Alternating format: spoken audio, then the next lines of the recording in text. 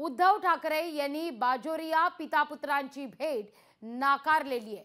विप्लव बाजोरिया आणि गोपीकिशन बाजोरिया यांची भेट उद्धव ठाकरे यांनी नाकारलेली आहे।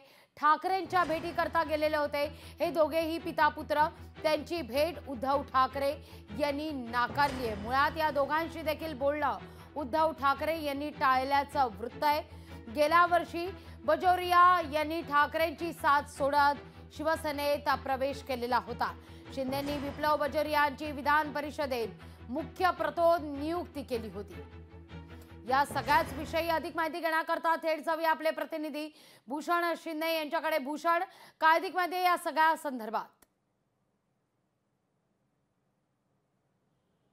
नक्कीच लागवी, साधारण मागील वर्षी उद्धव ठाकरे यांची साथ सोडून शिंदेच्या शिवसेनेत गेलेले विप्लव बाजोरिया जे सध्या शिंदेच्या शिवसेनेत विधान परिषदेचे मुख्य प्रतोद आहेत, त्यांनी त्यांच्या वडिलांनी जे गोपीकिशन बाजोरिया आहेत त्यांनी या दोन्ही पितापुत्रांनी आज उद्धव ठाकरे यांची भेटीची वेळ मागितली होती। मात्र उद्धव ठाकरे यांनी या दोघांची भेट नाकारलेली आहे।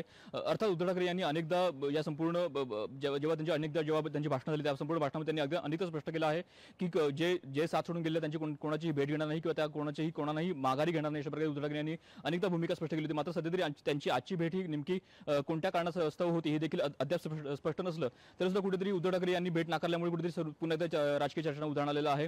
नक्की भेट कशासाठी होती किंवा त्यांना कोणत्या प्रकारे माघारी येण्याची संकेत देत होते का, अशा प्रकारे देखील चर्चा सध्या पाहायला मिळत आहे। त्यानुसारच नुकत्याच आता विधान परिषद निवडणुका देखील पार पडणार आहे, त्यामुळे कुठेतरी या निवडणुकांच्या पार्श्वभूमी देखील असण्याची शक्यता वर्तवली जात आहे। त्यामुळे कुठेतरी आज जी भेट होणार होती ती सध्या भेट नाकारलेली आहे। मात्र या भेटीमुळे, या न होणाऱ्या भेटीमुळे कुठेतरी आता राजकीय चर्चेला उधाण आलेलं आहे। लागवी, निश्चित भूषण, धन्यवाद तुम्ही दिलेल्या सविस्तर माहिती। लोकशाही मराठी ऐका, पहा, जागरूक रहा।